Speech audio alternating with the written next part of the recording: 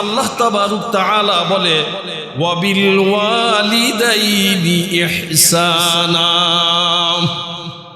মার সাথে সৎ ব্যবহার করো, মার সাথে ভালো ব্যবহার করো, বাবার সাথে ভালো ব্যবহার করো। কিন্তু আজকে দেখেন আজকের সমাজ কোথায় গেছে? মার সাথে ভালো ব্যবহার নাই, বাবার সাথে ভালো ব্যবহার নাই। বন্ধুর বাবাকে সম্মান করে, বন্ধুর মাকে সম্মান করে, শ্বশুরকে সম্মান করে, শাশুড়িকে সম্মান করে। আরে বেয়াকুফ, যেই মায়ের জন্য তুই শ্বশুর চিনলি, শাশুড়ি চিনলি, বন্ধু চিনলি, বান্ধব চিনলি, দুনিয়া চিনলি, টাকা চিনলি, পয়সা চিনলি, অর্থ চিনলি, কিন্তু সেই মাকে কেমন করে তুই ভুইলা গেলি রে বান্দা? এমন অবস্থা যদি হয় বান্দা, তুমি জেনে রেখো তোমার কোনো ইবাদত আল্লাহর বাড়িতে যাবে না। কেননা মার মুখের থেকে যদি উহ করে শব্দ আসে বান্দা, এই জমিনে ভালোভাবে চলার মতন ক্ষমতা আল্লাহ তোমাকে দিবে না। তুমি 2 বছর 2 থেকে 3 মাস মায়ের গর্ভের দুধ খাইলা, কতগুলা দুধ খাইলা হিসাব করছনি? আল্লাহর নবী বলে বান্দারে, মায়ের 1 ফোঁটা দুধের হিসাব দিতে পারবি না। তোর গোটা গায়ের চামড়া খুলে যদি তোর মাকে জুতা বানিয়ে দেস, ও বান্দা, তোর মায়ের 1 ফোঁটা দুধের মূল্য হবে না। তুমি এই 2 থেকে 2.5 বছরে তোমার মায়ের বুকের থেকে 9.5 মণ দুধ খাইছ। আজকে কেমন করে মাকে তুমি ভুলে যাও? কেমন করে মাকে তুমি ভুলে যাও? যেই মা তোমাকে ভালো রাখার জন্য সমস্ত কষ্ট মা ত্যাগ করেছে। শীতের সময় হয়েছে, সন্তান তুমি প্রস্রাব করে দিয়েছো কনকনে শীত, এমন ঠান্ডা, মা চিন্তা করছে আমার সন্তান কষ্ট পাবে। মা তোমাকে ঠান্ডা রাখে না, ওই ঠান্ডায় মা শুইয়া তোমাকে কিন্তু মায়ের গরম স্থানটা তোমাকে দিয়েছে। ও বান্দা, কেমন করে মায়ের ইহসানকে তোমরা ভুলে যাও?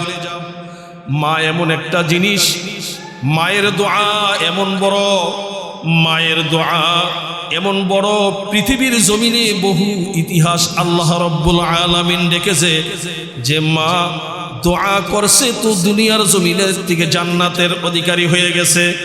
মা বদদোয়া করেছে তো দুনিয়ার জমিনে হালাক, পরকালেও হালাক হয়ে গেছে। এই জন্য আল্লাহ রব্বুল আলামিন বলে বান্দারে, আমি আল্লাহর ইবাদতের পরে, আমি আল্লাহর ইবাদতের পরে তোমাদেরকে হুকুম করলাম তোমরা মা বাবার সেবা করবা, খেদমত করবা, মা বাবার সাথে সদ্ব্যবহার করবা। এই জন্য প্রত্যেকটি মা, প্রত্যেকটি বাবা সন্তানকে এমনভাবে গড়ে তোলেন যে সন্তান আপনার কদর বুঝে, আপনার মর্ম বুঝে। আপনি কি তাদেরকে 10 মাস গর্ভে রেখেছেন, তাদেরকে 2.5 বছর দুধ খাওয়াইছেন, তার কষ্ট হবে বিদায় আপনিও আগেই কষ্ট পেয়েছেন। ওই সন্তানগুলাকে ভালোভাবে তাদেরকে ওই পর্যন্ত ইলম দেন, যেই ইলমের কারণে মার মর্ম, বাবার মর্ম, মায়ের কদর, বাবার কদর বুঝবে। এমন একটি শিক্ষায় শিক্ষিত করতে হবে, না হলে মা কি বাবা কি বুঝবে না। পৃথিবীর জমিনে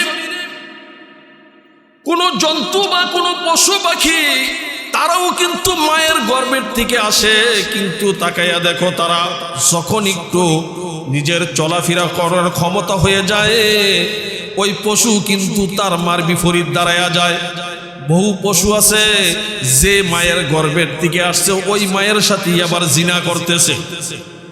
মানুষের হাল তো এমন নয়, মানুষের হাল হচ্ছে রে বান্দা, তাদেরকে আমি আল্লাহ জ্ঞান দিয়া, আকল দিয়া, বিবেক দিয়া পাঠাইছি। এই জন্য তার জ্ঞানকে তোমরা পরিষ্কার করে দাও। ও মা, ও বাবা, তোমার সন্তানকে তুমি জ্ঞান দিয়ে পরিষ্কার করে দাও। আর জ্ঞানে পরিষ্কার করে দেওয়ার পরে ওই সন্তান তোমার কদর এবং তোমার স্বামীর কদর বুঝবে। আলহামদুলিল্লাহ, মহান রব্বে কারীমের দরবারে অসংখ্য গণিত শুকর গুজার করতেছি। আল্লাহ তাবারক তাআলা আমাদেরকে দুনিয়ার সমস্ত অহেতুক ফাহেসা কাজ থেকে বিরত রেখে আল্লাহ তাবারক তাআলা আমাদেরকে ইলহামের মাধ্যমে আল্লাহর অপুরন্ত রহমতের নজরের মাধ্যমে আমরা একত্রিত হতে পেরেছি এবং কোরআন ও হাদিস থেকে কিছু বলার ও শোনার জন্য যে আল্লাহ তাবারক তাআলা আমাদেরকে সময় ও সুযোগ করে দিয়েছেন, রব্বে কারীমের দরবারে শুকর গুজার করি আলহামদুলিল্লাহ। মহান আল্লাহ তাবারক তাআলা আমাদেরকে বাবা আদম আলাইহিস সালাম থেকে শুরু করে আমাদের নবী মুহাম্মদুর রাসূলুল্লাহ সাল্লাল্লাহু আলাইহি ওয়াসাল্লাম পর্যন্ত লক্ষাধিক পয়গম্বর প্রেরণ করেছেন এবং ওই পয়গম্বরের মাধ্যমে আল্লাহর বান্দাগুলা কিভাবে জাহান্নামের রাস্তার দিকে উঠে জান্নাতের রাস্তায় উঠতে পারবে, জাহান্নাম থেকে বেঁচে বেঁচে জান্নাতে যাইতে পারবে, সেই দাওয়াত ও আল্লাহর হুকুমতগুলা প্রত্যেকটি পয়গম্বর এই জমিনের প্রত্যেক নবীর কওমকে তারা বলে দিয়েছেন এবং দাওয়াত দিয়েছেন। হযরত জিবরাইল আলাইহিস সালামের মাধ্যমে, ওহীর মাধ্যমে সব কিছু আল্লাহ রাব্বুল আলামিন খোলসা করে দিয়েছেন। তো আল্লাহ তাবারক তাআলা আমরা দুনিয়াতে আসছি একটা মাধ্যমে, একজন বাবা ও একজন মা দুজনের সংমিশ্রণে তাদের উসিলায় প্রত্যেকটা মানব জাতি মানুষ সৃষ্টি হয়েছে এবং এই মানব সৃষ্টি হওয়ার পরে যাদের উসিলায় আমি দুনিয়া চিনলাম, আল্লাহ চিনলাম, নবী চিনলাম, ইসলাম চিনলাম, জান্নাতের কথা শুনলাম, জাহান্নামের কথা শুনলাম, এক স্রষ্টার দাওয়াত পাইলাম, ওই সমস্ত ব্যক্তিদের সাথে কিভাবে আচরণ করতে হবে, তাদের মর্তবা কি, এই ব্যাপারে মহান আল্লাহ তাবারক তাআলা কোরআন ও হাদিসে সমস্ত কিছু আমাদেরকে মুহাম্মদুর রাসূলুল্লাহ সাল্লাল্লাহু আলাইহি ওয়াসাল্লাম জানিয়ে দিয়ে গেছে। তাই আজ পবিত্র কালামুল্লাহ শরীফ থেকে সূরা বনী ইসরাঈলের দুটি আয়াত আমি তেলাওয়াত করেছি। আপনাদের সামনে যে আয়াতে কারিমা তেলাওয়াত করেছি ও যে হাদিস শরীফ পাঠ করেছি, এই আয়াত ও হাদিসে পিতামাতার প্রতি সৎ ব্যবহারের গুরুত্ব, তাদের প্রতি সন্তানের দায়িত্ব ও কর্তব্য সম্পর্কে আলোচনা করা হয়েছে। দুনিয়ায় মানুষের আগমন ও অস্তিত্ব লাভ করার মূল উসিলা আর মাধ্যম হলো পিতামাতা। তাই দুনিয়ার মধ্যে মানুষের প্রতি মানুষের যতই ইহসান ও দয়া অনুগ্রহ রয়েছে, তার মধ্যে সবচেয়ে বড় ইহসান, সবচেয়ে বড় দয়া ও অনুগ্রহ হলো সন্তানের প্রতি পিতামাতার দয়া ও অনুগ্রহ। দুনিয়ার মধ্যে যত ভালোবাসা আছে তার মধ্যে কোনো না কোনো স্বার্থ আছে, কোনো উদ্দেশ্য জড়িত আছে। তাই ভাইকে ভালোবাসে স্বার্থে স্বার্থ আছে, বোনকে ভালোবাসা স্বার্থ আছে, স্বামীকে স্ত্রী ভালোবাসে স্বার্থ আছে, স্ত্রী স্বামীকে ভালোবাসে স্বার্থ আছে, মানুষ একে অপরকে ভালোবাসে স্বার্থ আছে। কিন্তু পিতামাতা সন্তানের যে ভালোবাসা, এর মধ্যে কোনো স্বার্থ নেই। এই জন্য আল্লাহ তাবারক তাআলা আমাদেরকে এই পিতা মাতার প্রতি কি দয়া ও কি ইহসান হবে এই সম্পর্কে আলোচনা করে দিয়েছেন। আমাদের নবী মুহাম্মদুর রাসূলুল্লাহ সাল্লাল্লাহু আলাইহি ওয়াসাল্লামের মাধ্যমে সম্পূর্ণ কিছু মানব জাতির উপরে, মানব কুলের উপরে, মুসলমান জাতির জন্য এটা একটা নিয়ামত এবং জান্নাতে যাওয়ার একটা সহজ পন্থা আল্লাহ রাব্বুল আলামিন আল্লাহ রাসূলের মাধ্যমে করে দিয়েছেন। রব্বে কারীম ইরশাদ করেন, وَقَضَى رَبُّكَ أَلَّا تَعْبُدُوا إِلَّا إِيَّاهُ وَبِالْوَالِدَيْنِ إِحْسَانًا। ইরশাদ হচ্ছে, তোমার পালনকর্তা আদেশ করেছেন যে তাকে ছাড়া অন্য কারো ইবাদত করো না এবং পিতামাতার সাথে সৎ ব্যবহার করো। তাদের মধ্যে কেউ অথবা উভয়ে যদি তোমার জীবদ্দশায় বার্ধক্য উপনীত হয় তবে তাদেরকে উহ শব্দটিও বলো না এবং তাদেরকে ধমক দিও না, এবং বলো তাদেরকে শিষ্টাচারপূর্ণ কথা তাদের সামনে ভালোবাসার সাথে নম্রভাবে মাথা নত করে দাও। বলো, হে আমার পালনকর্তা, তাদের উভয়ের প্রতি রহম করো, যেন তারা আমাকে শৈশবকালে লালন পালন করেছে। আল্লাহ রাব্বুল আলামিন বলে, আমি আল্লাহর ইবাদত করার পরে সর্বপ্রথম মুসলমান ও ঈমানদারের দায়িত্ব হচ্ছে আল্লাহর হুকুম ইবাদত। যা আদেশ করেছেন তা করা, যা নিষেধ করেছেন তা পরিত্যাগ করা। আল্লাহ তাবারক তাআলা এই আদেশের পরে কেনই বা পিতামাতার হকের ব্যাপারে আলোচনা করলেন? কেননা পিতামাতার হক এত বেশি, যদি পিতা মাতা নাই হইতো মানব জাতি পৃথিবীতে আসাও সম্ভব হইতো না। আল্লাহ তাবারক তাআলা তাদের মাধ্যমে আমাদেরকে দুনিয়ার জমিনে প্রেরণ করেছেন। এই জন্য পিতা মাতার হকটা আল্লাহর ইবাদতের পরপরই রেখেছেন। আল্লাহর ইবাদত যা হুকুম করছে প্রত্যেকটা মানুষের জন্য, প্রত্যেকটা মুসলমানের জন্য মানা ফরজ। প্রত্যেকটা মুসলমানের জন্য কি মানা ফরজ। কিন্তু আজকে আমাদের এই পৃথিবীতে, আমাদের রাষ্ট্রে, আমাদের সমাজে আল্লাহর হুকুম যা ফরজ করেছে, বহু মুসলমান আছে আমরা আল্লাহর হুকুম প্রতিদিনই ফরজকে আমরা কতল করতেছি। যেরকম আল্লাহ রাব্বুল আলামিনের একটা হুকুমকে অমান্য করে ফেরেশতার থেকে ইবলিশে রূপান্তরিত হইল,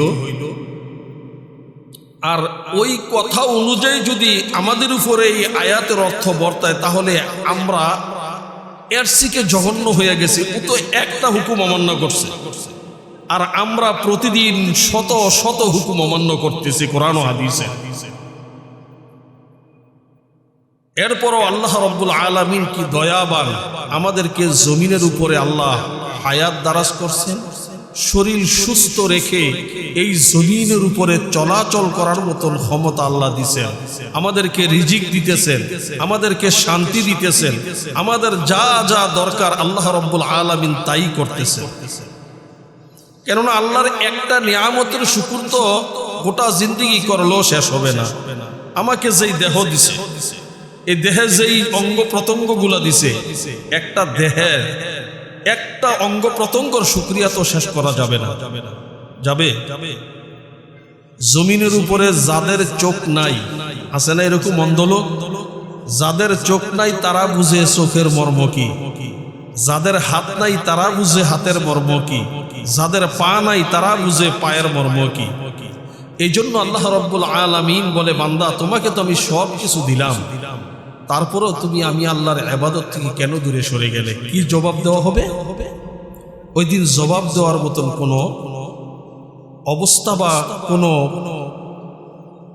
প্রশ্নের সম্মুখীন হইয়া জবাব দেওয়ার মতন কোনো ক্ষমতা আমাদের থাকবে? এই জন্য আল্লাহ রাব্বুল আলামিন বলে, বান্দা তোমাদেরকে আমি শুধু পাঠাইলাম ইবাদতের জন্য। ইবাদত করো সঠিকভাবে। ইবাদতের পরে তুমি তোমার মা এবং বাবার সেবা যত্ন করো। কথাটা কার? আমরা কি ইবাদত করতেছি এখন? কেন ইবাদত করি না? আল্লাহর হুকুম লঙ্ঘন করার কারণে, একটা হুকুম লঙ্ঘন করার কারণে জীবনভর এত বেশি ইবাদত করেছে। আসমান ও জমিনের এমন কোনো জায়গা নাই যেই জায়গার ভিতরে তার সেজদা না লাগছে। একটা হুকুমকে অমান্য করার কারণে সে বিচ্ছিন্ন হয়ে জান্নাতের বাসিন্দার থেকে জাহান্নামের বাসিন্দা হয়ে গেল। ও বান্দা, তোমাদেরকে আমি তো সব নিয়ামত দিলাম, কিন্তু তারপরও কেন তোমরা আমি আল্লাহর ইবাদত করতেছো না? এই জন্য আল্লাহর ইবাদত সঠিকভাবে করো, এবং আমি আল্লাহর ইবাদতের পরে যখন তোমার মা বাবা জীবিত থাকবে তখন তাদের সেবা করবে। এখন মা বাবার সেবা কোনো সন্তান করে না। কেন করে না? মা বাবাকে সেবা করার জন্য যতটুকু ইলমের দরকার, যতটুকু জ্ঞানের দরকার, সেই জ্ঞানগুলা মা এবং বাবা তাদেরকে দিচ্ছে না। এই জন্য যে মা জন্ম দিয়েছে, যে বাবার উরুস থেকে এসে দুনিয়াতে আসলা, আজকে দুনিয়ার মুখ দেখে তাদেরকে ভুলে গিয়ে তাদের বিরুদ্ধাচরণ করতেছো, যাদের সাথে বন্ধুত্ব রূপ ধারণ করতেছো, কিন্তু তারা তোমাকে কখনো আল্লাহর আদালত থেকে সরাইতে পারবে না। তাদের হাজারো দোয়া যদি করে, কোনো দোয়া আল্লাহর আদালতে গ্রহণযোগ্য হবে না। এই জন্য বলেছে, মা বাবা যদি দোয়া করে পৃথিবীর সব কিছু ধ্বংস হবে এটা নিশ্চিত, কিন্তু মা বাবার দোয়া কবুল হবে এইটাও সুনিশ্চিত। পৃথিবীতে বহু ইতিহাস, বহু ঘটনা হয়েছে মার দোয়ায় সন্তান আল্লাহওয়ালা হয়েছে, মার দোয়ায় সন্তান আবার ধ্বংস হয়েছে। মার কারণে মা দোয়া করেছে, আল্লাহ তুমি আমার সন্তানকে কাবা ঘরের ইমাম বানাইও। আল্লাহ সেইটাও বানাইছে। একজন কালো ইমাম আছে না, মক্কার ইমাম, দেখছেন নি আপনারা? তার মায় দোয়া করেছিল, আল্লাহ আমার ফুলারে তুমি কাবা শরীফের ইমাম বানাইও। আল্লাহ দোয়া কবুল করে লাইছে। এই জন্য পৃথিবীর সমস্ত কিছু ধ্বংস হয়ে যাবে, বান্দা জেনে রেখো, মা বাবার দোয়া কিন্তু বিফলে যায় না। ভালো দোয়া করলেও লাগে, খারাপ দোয়া করলেও লাগে।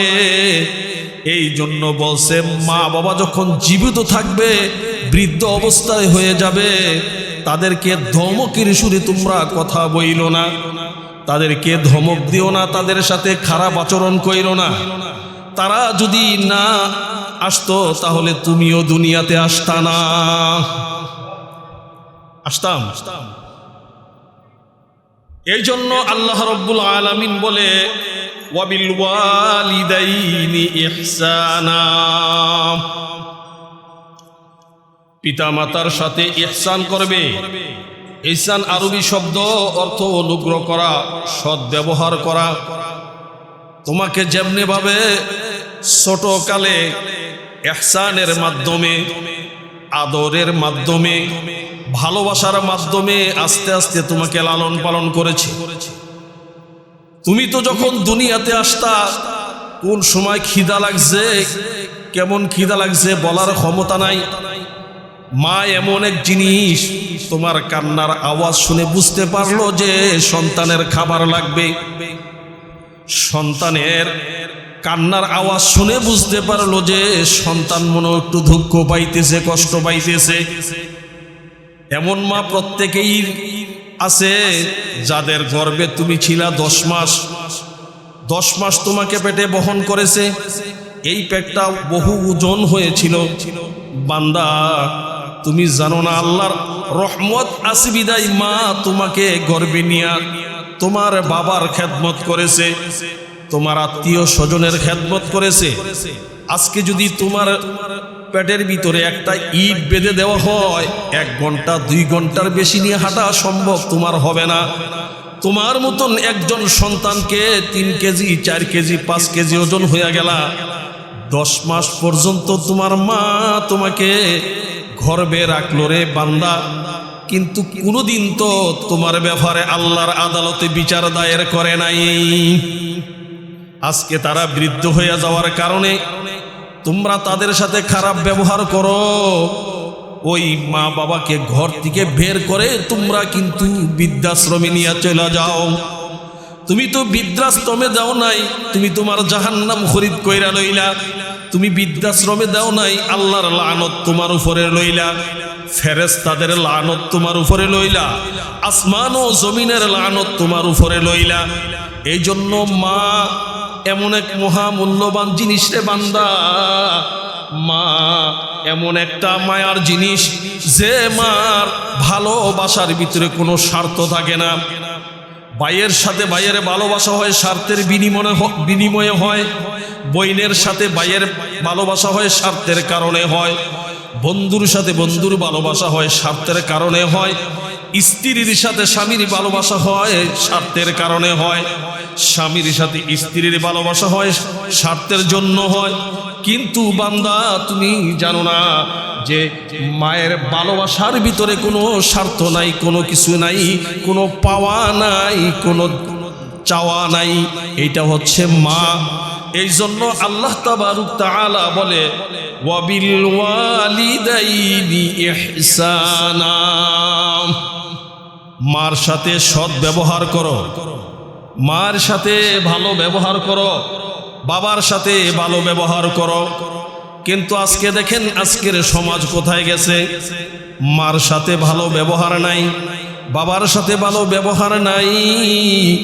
বন্ধুর বাবাকে সম্মান করে, বন্ধুর মাকে সম্মান করে, শ্বশুরকে সম্মান করে, শাশুড়িকে সম্মান করে। আরে বেয়াকুফ, যেই মায়ের জন্য তুই শ্বশুর চিনলি, শাশুড়ি চিনলি, বন্ধু চিনলি, বান্ধব চিনলি, দুনিয়া চিনলি, টাকা চিনলি, পয়সা চিনলি, অর্থ চিনলি, কিন্তু সেই মাকে কেমন করে তুই ভুইলা গেলি রে বান্দা। এমন অবস্থা যদি হয় বান্দা, তুমি জেনে রেখো তোমার কোনো ইবাদত আল্লাহর বাড়িতে যাবে না। কেননা মার মুখের থেকে যদি উহ করে শব্দ আসে বান্দা, এই জমিনে ভালোভাবে চলার মতন ক্ষমতা আল্লাহ তোমাকে দিবে না। তুমি 2 বছর 2 থেকে 3 মাস মায়ের গর্ভের দুধ খাইলা, কতগুলা দুধ খাইলা হিসাব করছনি? আল্লাহর নবী বলে বান্দারে, মায়ের 1 ফোঁটা দুধের হিসাব দিতে পারবি না, তোর গোটা গায়ের চামড়া খুলে যদি তোর মাকে জুতা বানিয়ে দেস, ও বান্দা তোর মায়ের 1 ফোঁটা দুধের মূল্য হবে না। তুমি এই 2 থেকে 2.5 বছরে তোমার মায়ের বুকের থেকে 9.5 মণ দুধ খাইছ। আজকে কেমন করে মাকে তুমি ভুলে যাও, কেমন করে মাকে তুমি ভুলে যাও, যেই মা তোমাকে ভালো রাখার জন্য সমস্ত কষ্ট মা ত্যাগ করেছে। শীতের সময় হয়েছে, সন্তান তুমি প্রস্রাব করে দিয়েছো, কনকনে শীত, এমন ঠান্ডা, মা চিন্তা করছে আমার সন্তান কষ্ট পাবে, মা তোমাকে ঠান্ডা রাখে না, ওই ঠান্ডায় মা শুইয়া তোমাকে কিন্তু মায়ের গরম স্থানটা তোমাকে দিয়েছে। ও বান্দা, কেমন করে মায়ের ইহসানকে তোমরা ভুলে যাও। মা এমন একটা জিনিস, মায়ের দোয়া এমন বড়, মায়ের দোয়া এমন বড়, পৃথিবীর জমিনে বহু ইতিহাস আল্লাহ রাব্বুল আলামিন ডেকেছে যে মা দোয়া করছে তো দুনিয়ার জমিনের থেকে জান্নাতের অধিকারী হয়ে গেছে, মা বদদোয়া করেছে তো দুনিয়ার জমিনে হালাক, পরকালেও হালাক হয়ে গেছে। এই জন্য আল্লাহ রাব্বুল আলামিন বলে বান্দারে, আমি আল্লাহর ইবাদতের পরে, আমি আল্লাহর ইবাদতের পরে তোমাদেরকে হুকুম করলাম তোমরা মা বাবার সেবা করবা, খেদমত করবা, মা বাবার সাথে সদ্ব্যবহার করবা। এই জন্য প্রত্যেকটি মা, প্রত্যেকটি বাবা সন্তানকে এমনভাবে গড়ে তোলেন যে সন্তান আপনার কদর বুঝে, আপনার মর্ম বুঝে। আপনি কি তাদেরকে 10 মাস গর্ভে রেখেছেন, তাদেরকে 2.5 বছর দুধ খাওয়াইছেন, তার কষ্ট হবে বিদায় আপনিও আগেই কষ্ট পেয়েছেন। ওই সন্তানগুলাকে ভালোভাবে তাদেরকে ওই পর্যন্ত এলেম দেন, যেই এলেমের কারণে মার মর্ম, বাবার মর্ম, মায়ের কদর, বাবার কদর বুঝবে। এমন একটি শিক্ষায় শিক্ষিত করতে হবে, না হলে মা কি বাবা কি বুঝবে না।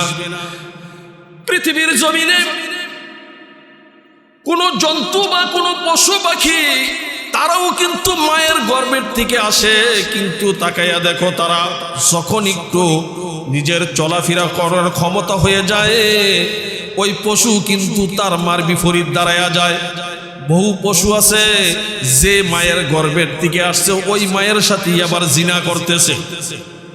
মানুষের হাল তো এমন নয়, মানুষের হাল হচ্ছে রে বান্দা, তাদেরকে আমি আল্লাহ জ্ঞান দিয়া, আকল দিয়া, বিবেক দিয়া পাঠাইছি, এই জন্য তার জ্ঞানকে তোমরা পরিষ্কার করে দাও।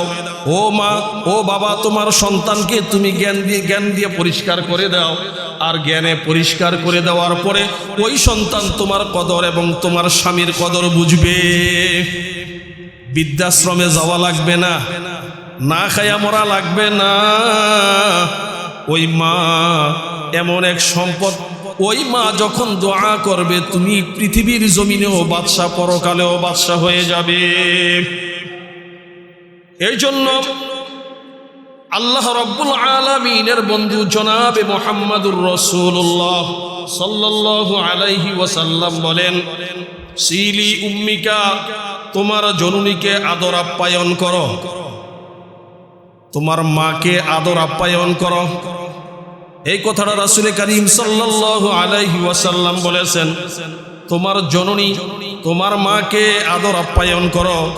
আজকে আমাদের দেশে দেখা যাবে শতকরা 99% ঘরের ভিতরে সন্তানগুলা মা বাবাকে বাদ দেয় না, মা বাবার সাথে সম্পর্ক নাই, মা বাবার সাথে সুসম্পর্ক নষ্ট হয়ে গেছে, মা বাবার সাথে তার কোনো সাক্ষাৎ নাই, কথাবার্তা নাই।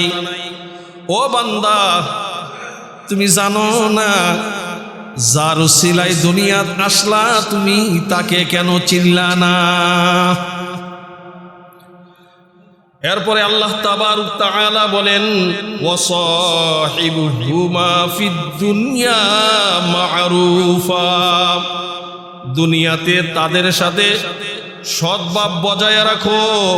যেই সদ্ভাবটার কথা বলছে, যে সন্তানের সাথে মায়ের ছোট কালে যেই ভালোবাসাটা ছিল, যেই আন্তরিকতাটা ছিল, এরকম আন্তরিকতা যখন তুমি বড় হয়ে যাবে, তুমি যখন অ্যাডাল্ট হয়ে যাবে, তুমি যখন বড় হবে, তখন তুমি, তোমার মা বৃদ্ধ হয়ে যাবে। মা বাবা যখন বৃদ্ধ হয়, তুমি পোলাপান থাকতে যেরকম হয়ে যাও, তোমার মা বাবা বৃদ্ধ হয়ে গেলে ঠিক এরকমই হয়ে যাবে। তুমি তোমার মাকে প্রশ্ন করেছো, তোমার বাবাকে প্রশ্ন করেছো, তোমার মাকে বিভিন্নভাবে তুমি কি করেছো? প্রশ্ন করেছো। এইটা চাইতা, ওইটা চাইতা, এই জিনিস চাইতা, ওই জিনিস চাইতা। কিন্তু আল্লাহ রাব্বুল আলামিন বলে, বান্দা, তোমার মা বাবা যখন বৃদ্ধ হয়ে যাবে, তোমার মা বাবাও কিন্তু তোমার মতন ছোট হয়ে যাইব। তারাও তোমার কাছে বেশি চাহিদা, এইটা চাইবে, ওইটা চাইবে। যদি তোমার ক্ষমতা থাকে, সামর্থ্য থাকে, তুমি দিবা। আর যদি সামর্থ্য না থাকে, তোমার দেওয়ার দরকার নাই। তুমি ভালোভাবে কথা বলবে, বা মা, আমার সামর্থ্য নাই, আমি দিতে পারবো না। কিন্তু কখনো কোনো সময় তোমার মাকে তুমি ধমক দিও না। এখন কি আমাদের সমাজে এটি আছে? এই আদব আছে নাকি? আমাদের সমাজে এই আদব নাই। এই আদব না থাকার কারণে আজকে সন্তানগুলা বিভিন্ন রাস্তায় চলে দিতেছে।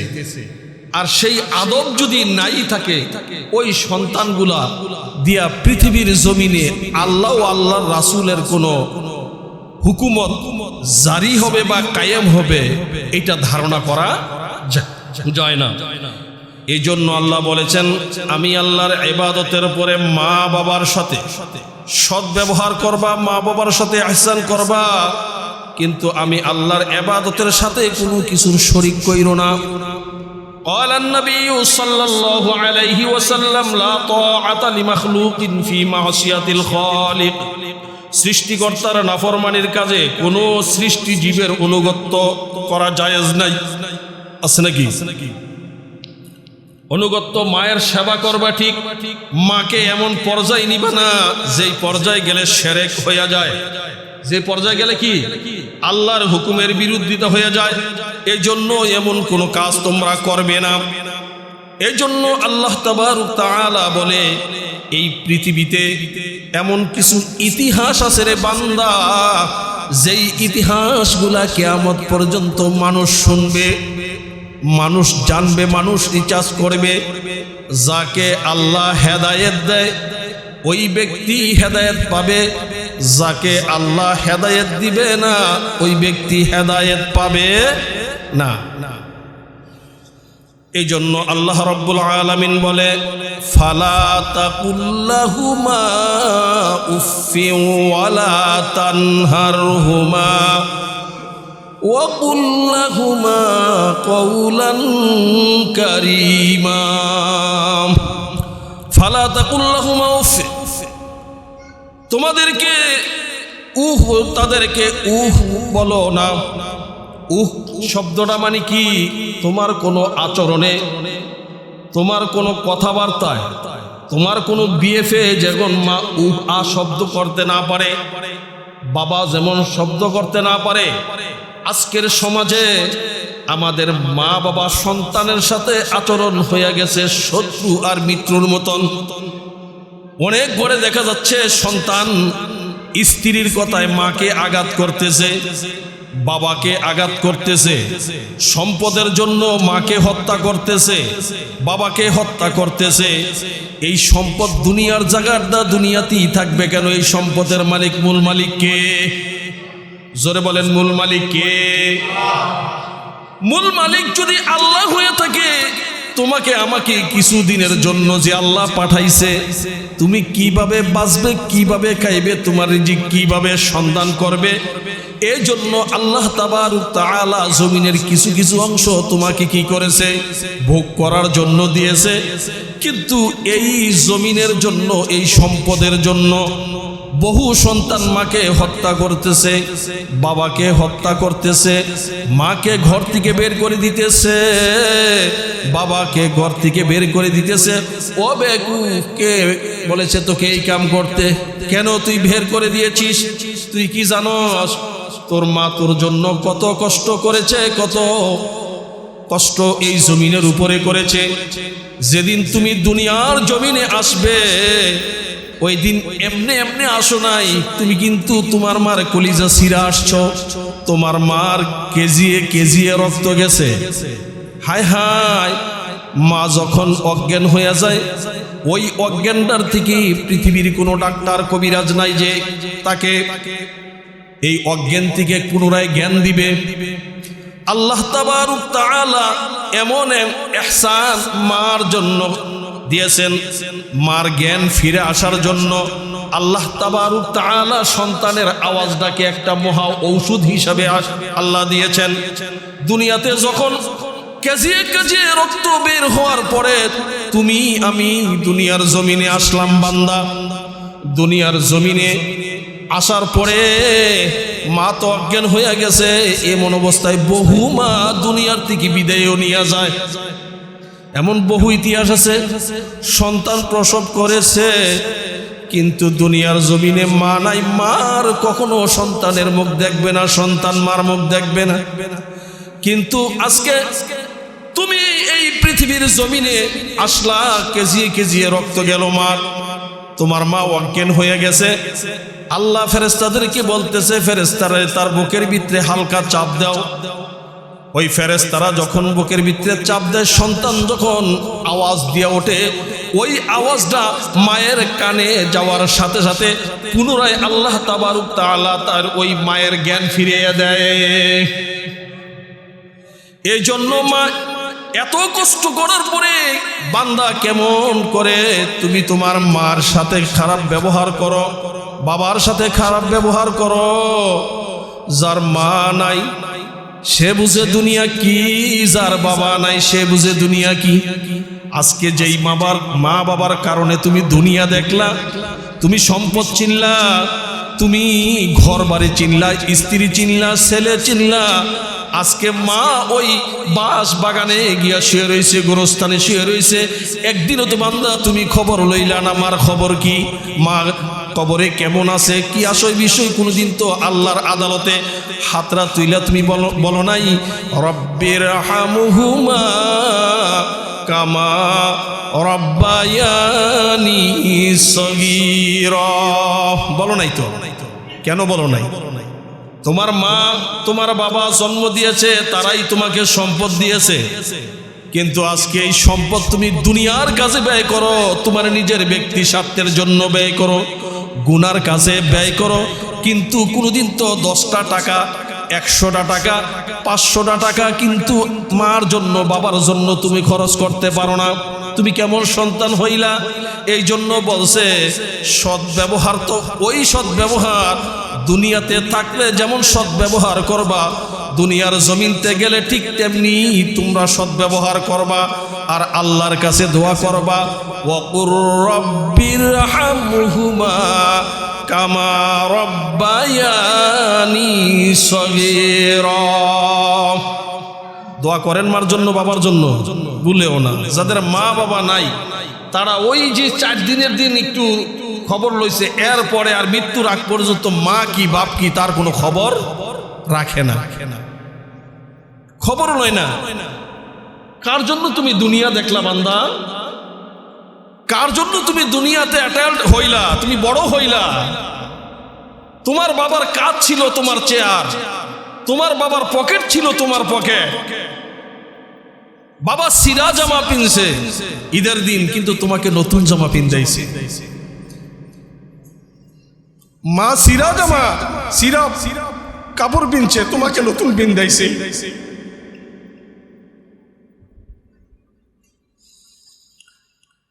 ওয়াসকুরুনির নাম শুনছেন আপনারা? হযরত ওয়াসিল কুরুনি নবীর আমলেই দুনিয়াতে এসেছে, নবীর খবর পাইছে, হেদায়েত হইছে, সঙ্গে সঙ্গে তিনি কলমা পড়ে ফেলেছেন। হাজার হাজার মাইল দূরে ইয়ামান, ওই ইয়ামানের করণ একটা এলাকা আছে, ওই এলাকার ভিতরে হযরত ওয়াসকুরুনির জন্ম। মার সেবা করতে করতে করতে করতে হঠাৎ করে মনে হইল আল্লাহর রাসূলকে যদি স্বচক্ষে দেখতে পারি তত সাহাবী হইয়া যাব। সাহাবী হইলে তো আল্লাহর জাহান্নাম হারাম হইয়া যাবে, কেন যেই চোখে আল্লাহর নবীকে দেখেছি। ওয়াসকুরুনি আল্লাহর নবীকে খবর পাঠাইলেন, আল্লাহর নবী গো, ও আল্লাহর নবী, আমার তো মন চায় আপনাকে স্বচক্ষে একটু দেখার জন্য, কিন্তু নবী গো আমি যে একটা কাজে লিপ্ত হয়ে গেছি। আল্লাহর নবীকে জানাইলেন আমার মা বৃদ্ধ, এমন বৃদ্ধ আমি ছাড়া সেবা করার কেউ নাই গো নবী। ও নবী, আমার মাকে কিন্তু আমি থুয়ে আসতে পারতেছি না, আমার মন চায় আমি আইসা আপনাকে একটু দেখি। আল্লাহর নবী সঙ্গে সঙ্গে খবর পাঠাই দিলেন, এই ওয়াসকুরুনি, আমি নবীকে তোমার দেখা লাগবে না, তুমি তোমার মায়ের সেবা করতে থাকো। এই জন্য নবীর আমলে জন্ম নিয়ে কালেমা পড়ার পরেও মায়ের খাতিরে সরাসরি সাহাবী হইতে পারে নাই, কিন্তু এই মায়ের খেদমত করার কারণে হযরত ওয়াসকুরুনিকে আল্লাহ এত বড় মর্তবা দিয়েছে। আল্লাহর নবী যখন পৃথিবীর জমিন থেকে ইন্দাল উবাদ পরিবর্তন হয়ে যাবে, এই দুনিয়ার মায়া ত্যাগ করবে, সাহাবীদেরকে ডেকে বলতেছে, যদি কোনো সময় ইয়ামানের করণ শহরের ওই পাগল ওয়াসকুরুনি, মার পাগল ওয়াসকুরুনিকে যদি তোমরা দেখো, তাহলে তার কাছ থেকে তোমরা পয়সা দোয়া করে আনিও। জলিলুল কদর সাহাবী হযরতে ওমর ইবনুল খাত্তাবকে এই কথা আল্লাহর নবী বলে, যেই ওমরের মেজাজ অনুযায়ী 21 জায়গায় কোরআনের আয়াত আল্লাহ নাজিল করছে। মেজাজ ওমর করছে, আল্লাহ কো নবী কো আমার ওমরে এইটা বলছে, এইটাই আমি কোরআনে দিয়ে দিলাম, এইটাই কোরআনের উপরে ফরজ হয়ে গেল। এমন একজন সাহাবীকে বলতেছে, ওমর রে, যেদিন এই মক্কা নগরীতে ওয়াসকুরুনি আসবে, ওই ওয়াসকুরুনির এই লক্ষণ হবে, এই কালার হবে, তুমি কিন্তু এই ওয়াসকুরুনিকে গিয়ে তার মাধ্যমে তুমি তোমার জন্য দোয়া করায় রাখো, কেননা তার দোয়া করতে দেরি হবে, আল্লাহর আদালতে পৌঁছতে 1 সেকেন্ড দেরি হবে না। কিন্তু আজকে আমরা সেই মায়ের কারণে নবীর আমলে জন্ম নিয়ে সাহাবী না হয়েও তার মর্তবা এত বেশি হওয়ার কারণ হচ্ছে সে তার মায়ের খেদমত করেছে। কেন খেদমত করবে না? ওয়াসকুরুনি তার মাকে যখন বুঝ হইল, সে বুঝতেছে মার যেই কষ্টটা আছে, এই মার কষ্ট তো আমার জন্য করেছে। যেরকম 1 নম্বরে সন্তানের যখন ক্ষুধা লাগেছে মা পেরেশান হয়ে যায়, সন্তানের যখন ক্ষুধা লাগে পেরেশান হয় কে? মা পেরেশান হয়ে যায়।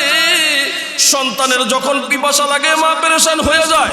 সন্তানের যখন ঠান্ডা লাগে মা পেরেশান হয়ে যায়। সন্তানের যখন গরম লেগেছে মা পেরেশান হয়ে যায়।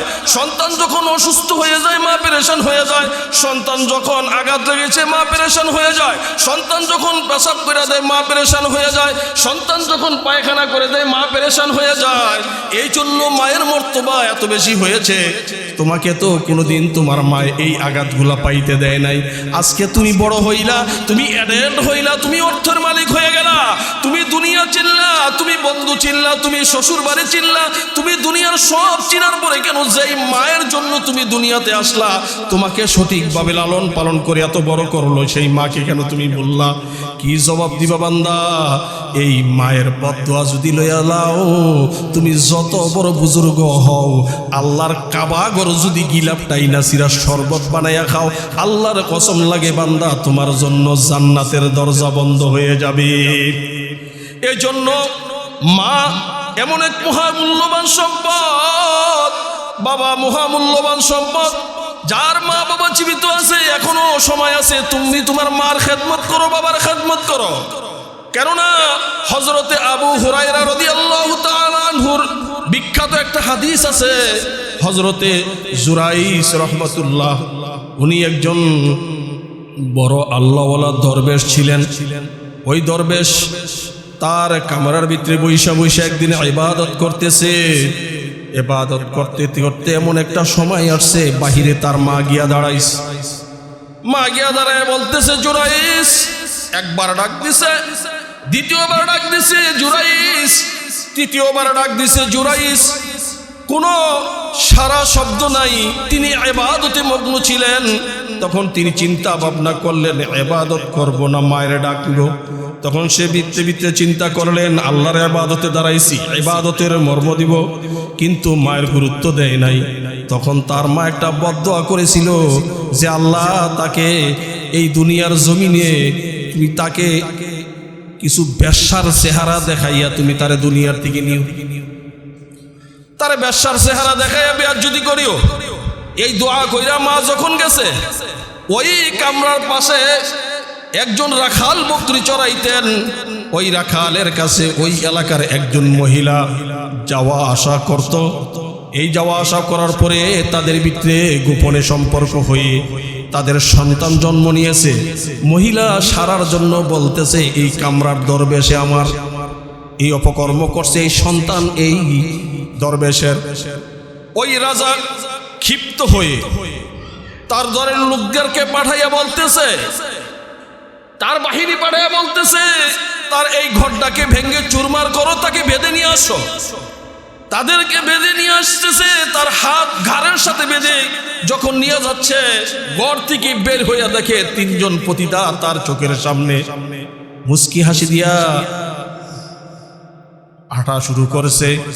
গিয়া বলতেছে, ও বাদশাহ, বুঝলাম না, তাকে যখন আমি তাদের ঘর বাড়ি ভেঙে শেষ করলাম, তাকে বাইদা যখন আনতেছি, তখন তিনজন পতিতা দেখে সে মুস্কি হাসি দিয়েছে। মুস্কি হাসি দেওয়ার পরে বাদশার আদালতে নিয়ে রাখছে। বাদশার আদালতে বিচার শুরু হয়ে গেছে। মহিলাকে ডাক দিছে, কয় মহিলাকে চিনো? কয় না, আমি তো চিনি না। কয় মহিলা তুমি চিনো? কয় হ্যাঁ চিনি। সে এই সন্তান তার। বাদশা বলতেছে তার কলেজে যে এই সন্তানটা বিলে তোমার। ওই সন্তান কোথায় নিয়ে আসো। সন্তান যখন সামনে আসছে, হযরতে জুরাইজ বলতেছে, এই সন্তান তুমি বলো কার সন্তান? তখন ওই সন্তানের জবান বলছে, এক হযরতে ঈসা রুহুল্লাহ মায়ের কোলে কথা বলেছে, দ্বিতীয়ত জুরাইজের এই ছোট্ট জুরাইজের আমলে এই ছোট্ট বাচ্চা কথা বলেছে। বলতেছে, না বাদশা না, আমি তো এই দরবেশের সন্তান না, ওই রাখালের সন্তান হইলাম আমি। তখন জুরাইজকে জিজ্ঞাসা করলো, তোমাকে বেঁধে আনতেছে, তুমি কেন হাসলা? কয় আমার মা দরজার বাইরে দাঁড়াই আমাকে ডাক দিছিল। জুরাইজ তিনটা ডাক দেওয়ার পরে আমি যখন কোনো কর্ণপাত করলাম না, মায়ের ডাকের সাড়া দিলাম না, তখন এই জুরাইজের মা বলতেছে, তোকে যেন এই ঘর থেকে বাইরে হইলে পতিতার মুখ দেখায়। এই জন্য মায়ের বদদোয়া কবুল হয়েছে। আমার পতিতার মুখ দেখানোর পরে আমি মুস্কি হাসি দিছি যে আমার মায়ের দোয়া আল্লাহ গ্রহণ কইরা ফেলাইছে। এই জন্য তুমি যত বড় আলেম হও, তুমি যত বড় মুফতি হও, তুমি যত বড় শিক্ষিত হও, যত বড় কোটিপতি হও, যত বড় দংশইয়া হও, যত বড় শিল্পপতি হও, মা বাবার বদদোয়া যদি থাকে সব কিছু বিলীন হয়ে যাবে। হয়তোবা তোমার থাকবে, কিন্তু পৃথিবীর জমিনে তুমি সম্মান পাবে না। সম্মান পাবে পতিতার কাছে, সম্মান পাবে খারাপ লোকের কাছে, কিন্তু কোনো ভালো লোকের কাছে তোমার সম্মান আল্লাহ দিবে না। এই জন্য মার সেবা করা, বাবার সেবা করা প্রত্যেকটা মুসলমানের উপরে আল্লাহ রাব্বুল আলামিনের হুকুম ফরজ ওয়াজিব করে দিয়েছে। এই জন্য বলছে কিছু কিছু সময় আছে ইবাদত করো অবস্থায় যদি বৃদ্ধ মা বাবা তোমাকে ডাক দেয়, ইবাদতকে ছেড়ে দিয়ে তুমি তোমার মা বাবার ডাকে সাড়া দাও, আল্লাহর হুকুম হয়ে আল্লাহ বলেছে ওই সময় তুমি তোমার মার সেবা করো, মায়ের কথা শোনো। এই জন্য আল্লাহ রাব্বুল আলামিন মাকে এত বেশি গুরুত্ব দিয়েছে রে বান্দা। এই জন্য মায়ের সেবা করা প্রত্যেকটা মুসলমানের জন্য জরুরি, প্রত্যেকটা সন্তানের জন্য জরুরি। কেননা মা যদি বদদোয়া দেয় এইটাও লাগবে, মা যদি দোয়া দেয় এইটাও লাগবে। লাগবে কি লাগবে না? এই জন্য মার জন্য বাবার জন্য কিছু, তোমারে তো বহু সম্পদ দিয়া গেছে, তুমি তো বহু অর্থ অর্জন করছো। কেন অর্জন করছো? তোমার মা আর বাবা যদি তোমাকে দুনিয়ার জমিনে উসিলা দিয়া না আনতো তাহলে তোমার কোনো অস্তিত্বই থাকতো না। থাকতো নাকি? হাল আতা আলাল ইনসানি হিনুম মিনাদ দাহরি লাম ইয়াকুন শাইআম মাযকুরা। বান্দা তোমার কোনো অস্তিত্ব ছিল না, বিনা অস্তিত্ব থেকে আমি অস্তিত্ব দান করলাম। তোমার মা এবং বাবার রেহেমের ভিতরে, তোমার বাবার পিঠের দিকে বাম পাশের আজরের দিকে কিছু পানি আমি একসাথ করলাম, তোমার মার বুকের দিকে কিছু পানি একসাথ করলাম। ইয়াখরুজু মিন বাইনিস সুলবি ওয়াত তারাইব, ইয়াখরুজু মিন বাইনিস সুলবি ওয়াত তারাইব। আমি অ্যাডজাস্ট করে, বান্দা তোমার কোনো অস্তিত্ব ছিল না, তোমাকে অস্তিত্ব দিয়া দুনিয়াতে আনলাম। আজকে দুনিয়ার জমিন পাইয়া তুমি তোমার এই মাকে বললা, বাবাকে বললা যে মা বাবা তোমাকে, যে মা বাবা তোমাকে দুনিয়ার জমিনে আনলো, বড় করলো, লালন পালন করলো, আজকে কেমন করে তুমি তোমার মা বাবাকে বললে? এই জন্য মা বাবার সেবা করা দরকার আছে না নাই? ও যুবক, ও বৃদ্ধ, যার মা আছে বাবা আছে, এখনো তোমার জান্নাত তোমার পকেটে। কেননা সন্তানের জন্য জান্নাত হচ্ছে মায়ের পায়ের নিচে, মায়ের পায়ের নিচে সন্তানের জন্য জান্নাত। এই জন্য মার সাথে বাবার সাথে খারাপ আচরণ কইরো না, অন্য মহিলার কুট পরামর্শ সই না। এই জন্য সন্তানকে মা ও বাবা সন্তানকে যখন বিবাহ করাইবা জাত দেইকা বিবাহ করাইও, অজাতের কাছে যাইও না। চামড়া সাদা দেখা দৌড়াইও না, কিন্তু তোমার কুফালে লড়া দোষ আছে। আমরা তো এখন চামড়া সাদা দেখি আর পয়সা আসেনি, এটা কি হালাল ভাবে আসলো না হারাম ভাবে আসলো এটা খুঁজি। এখন বংশ খুঁজি না, এখন কোনো বংশ খুঁজি না, এখন কোনো জাত খুঁজি না, জাত আর অজাতে সব কিছু মিল লাগেছে। এই জন্য সন্তানগুলা দুনিয়ার জমিনে আইসা মাকে পিটায়, বাবাকে পিটায়, মাকে ঘর থেকে বের করে, বাবাকে ঘর থেকে বের করে, আর মা বাবাকে কুলাইতে না পারলে নিয়ে বৃদ্ধাশ্রমে নিয়ে দিয়ে আসে। এইটা যেন আমাদের দ্বারা না হয়। আল্লাহ আমাদের সকলকে কবুল করুক। জোরে বলেন আমিন, আরো জোরে বলেন না আল্লাহুম্মা আমিন। মা বাবার যার না আছে ওই মা বাবার জন্য কিছু কিছু দান সগাত কইরেন। মার বোন খালা থাকলে তারে সেবা কইরেন, মার আত্মীয় স্বজন বান্ধবী বন্ধুবী থাকলে তাদেরকে একটু ইহসান কইরেন। এটা হইল মা শান্তি পাবে, মার কবরে সওয়াব যাইবে, মা ওইখান থেকে রুহানি দোয়া দিবে, সন্তান তুমি তোমার জীবন পরিবর্তন হয়ে যাবে। এই জন্য মার সেবা করবো তো ইনশাল্লাহ। এই জন্য বলছে মা যেন শব্দ করতে না পারে। ওয়াকুল্লাহুমা কওলান কারীমা, ওয়াকুল্লাহুমা কওলান কারীমা। তাদের সাথে নরম নরম কথা বলো, গরম গরম না। কেমন কথা? নরম নরম না গরম গরম? নরম নরম কথা বলতে হবে, গরম গরম কথা বলা যাবে না। এইটা আল্লাহর ওয়াদা, আল্লাহ বলে দিছে, নবী আপনি জানায়া দেন, ওয়াকুল লাহুমা কওলান কারীমা। নরম নরম কথা বলতে বলছে। আল্লাহ রাব্বুল আলামিন আমাদেরকে কবুল করুক, সরে বলেন আমিন।